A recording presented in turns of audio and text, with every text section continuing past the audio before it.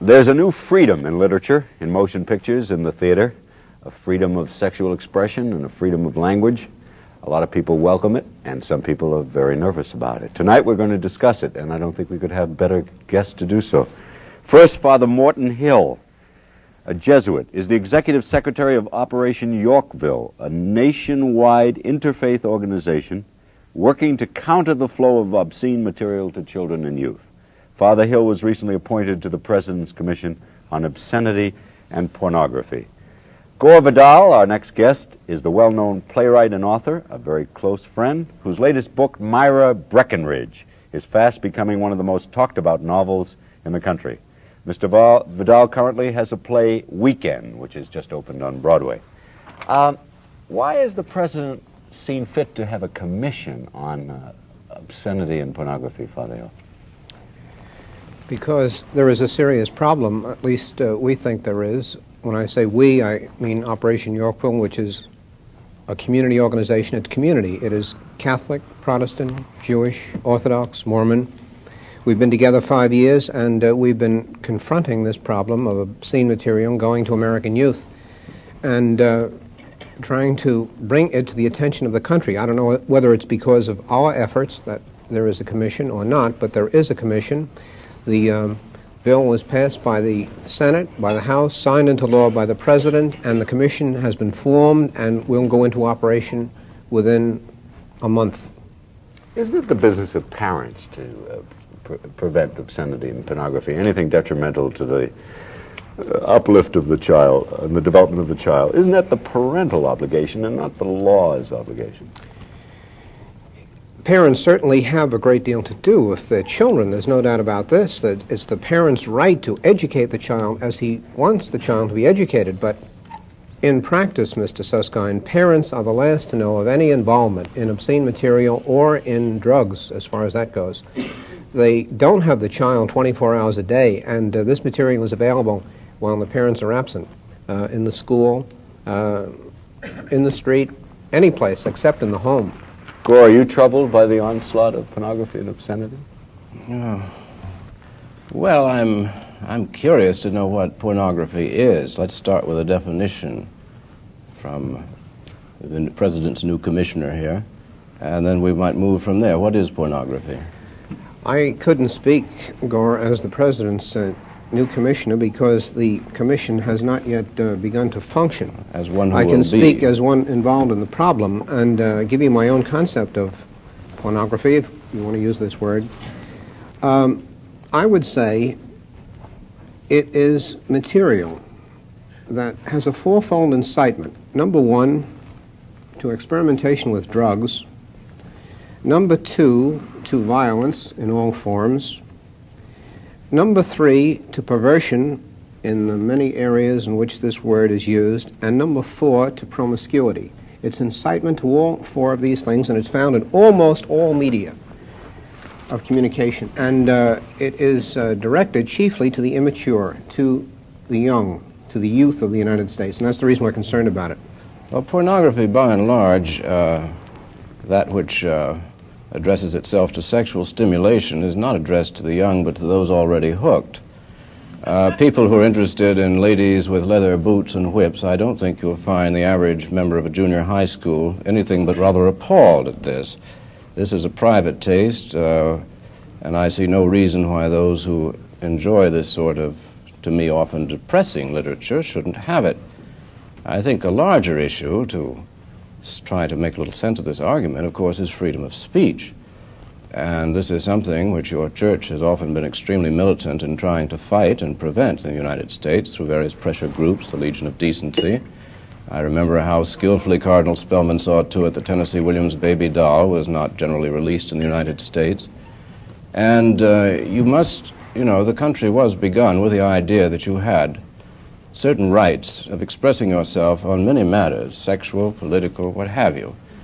You have every right to say that you don't like what's being written and to advise your parishioners not to read it. That is equally a freedom in this country. But to try and to dictate through pressure groups, such as the Legion of Decency in the movies, which is much better than it used to be, but it used to be one of the most dreadful single obstacles to making good films in the United States, I think that you are setting yourself if I may say so, using a generic view on a collision course with the Constitution and with the Bill of Rights. It may well be that you will win. I think we're moving toward a certain kind of despotism and even fascism in America, and there'll be many attempts at controls of what people say. Those people who advise others to try this sexually, to try that. Soon it'll get so, well, those who advise them to vote Republican may find themselves locked up. I'm a good Republican this year. So the whole thing gets down to what freedom do you have to express what you mean. And I think that it's quite clear under the Constitution that this freedom exists. And I'm very nervous about any attempts at curbing it, and I'm very nervous about people determining what is pornographic. After all, some people think Lady Chatterley's Lover is, other people regard it as a great work of literature. Yes. Could we come to specifics and off the theoretical? Would you take the motion picture The Graduate? Would you find that pornography? Would you find that obscene?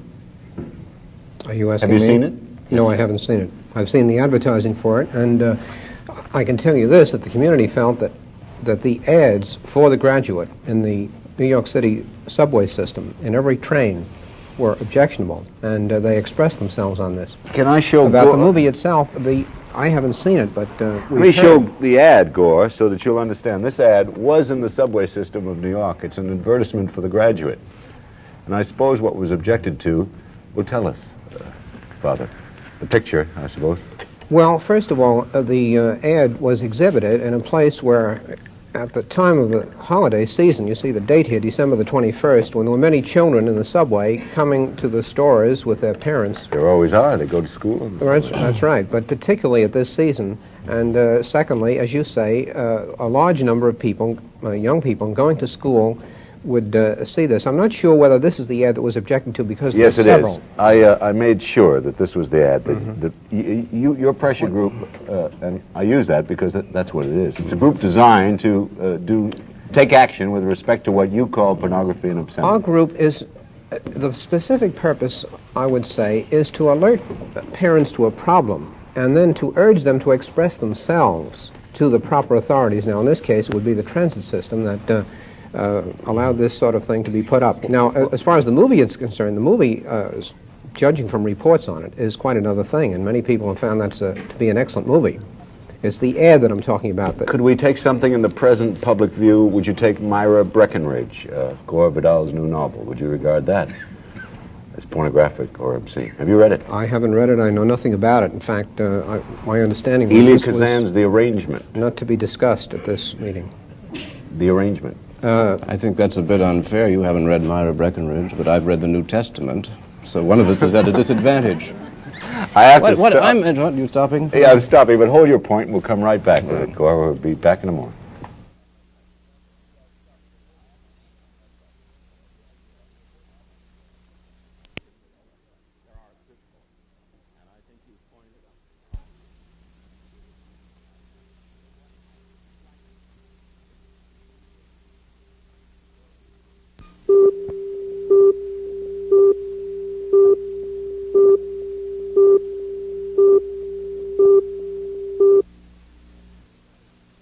Gore, your turn. Well, I was just going to say that pornography in a literary sense, or I suppose in the movies, would be said to be that, I'm giving a legal definition, which incites people sexually, excites them.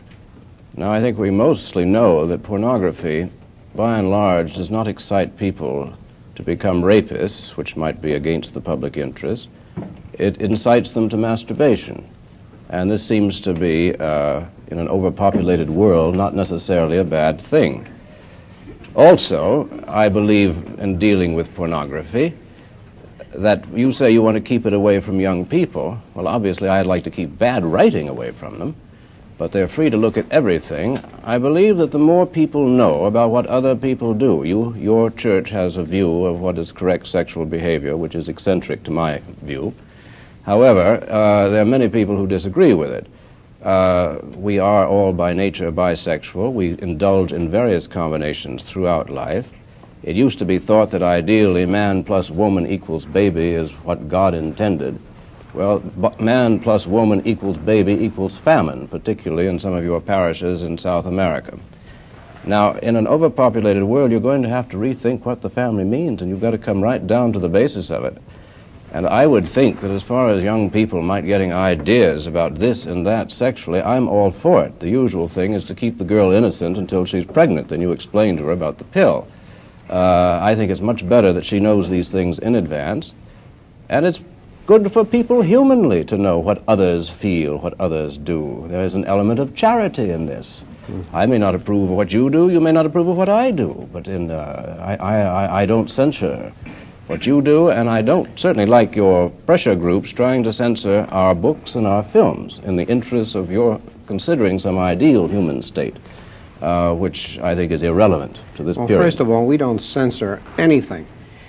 Secondly, now let's start with the first. You were, while we were off camera, you were talking about that. You do indeed censor. This is slightly Jesuitical. We don't censor, we just see to it other people do. This is what the Holy Office did in the 16th century. How do you use the word Holy censor? Office? The Holy Office always maintained the church never sent anybody to the stake. They simply turned them over to the local authorities who then burned them.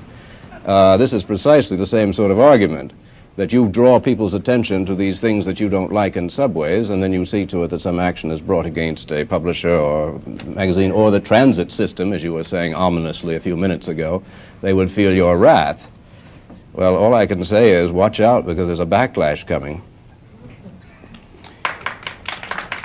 Yes.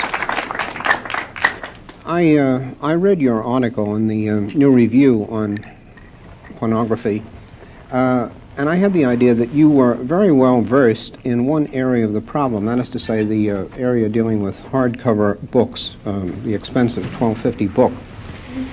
I also had the impression that you were unaware of this problem in all the other areas, and I wouldn't expect you to know the problem, be aware of the problem. In all the areas, it's too vast a problem. One mind couldn't take it in. No, but I went to school, too, and I remember those mimeograph sheets that were handed around from boy to boy throughout the school. I think they probably go on forever. Yes. In other words, you feel that there is no problem, and whatever obscenity there is, you feel is harmless. Is that correct? Quite harmless, yes. Mm-hmm. I feel that it is debasing to the literary taste of young people. I would much rather they were reading Proust than those mimeographed handouts, but since television has come along, they don't seem able to read much of anything anyway, so perhaps maybe pornography will make it possible for them to read the New York Times, heaven help us. We must have a beginning somewhere. Well, I would say that there is much need for research and much room for research in this area. However, there has been some research done. In fact, only last week, I came across a piece of research that I didn't know about. It's to be a book called Burning Ice by a Dr. Lorang, a psychologist. And this doctor, a woman, took samples of a sampling opinion of 3,000 students, Catholic, Protestant, urban, country children from all the states in the Union. And she asked these youngsters to mention magazines and books that had an effect on them. They mentioned these magazines, and they mentioned the books, and they mentioned the good effects and the bad effects. And the interesting thing is that many of these magazines that youngsters felt had a bad effect on them are the very magazines that we have been concerned about over a period of years. Now, I'm not going to mention the names of them, but for example, one magazine, 100% of the youngsters said had a bad effect. Another magazine, 100% said it had a bad effect. Now, when the youngsters themselves feel that 100% of these magazines have had a bad effect on them, it seems to me that this should give adults pause about giving youngsters this type of material. I'd be very nervous in asking a kid, now what's had a bad effect on you this week? You know, you're apt to get any answer. It could be Ronald Reagan, it could be anything. Well,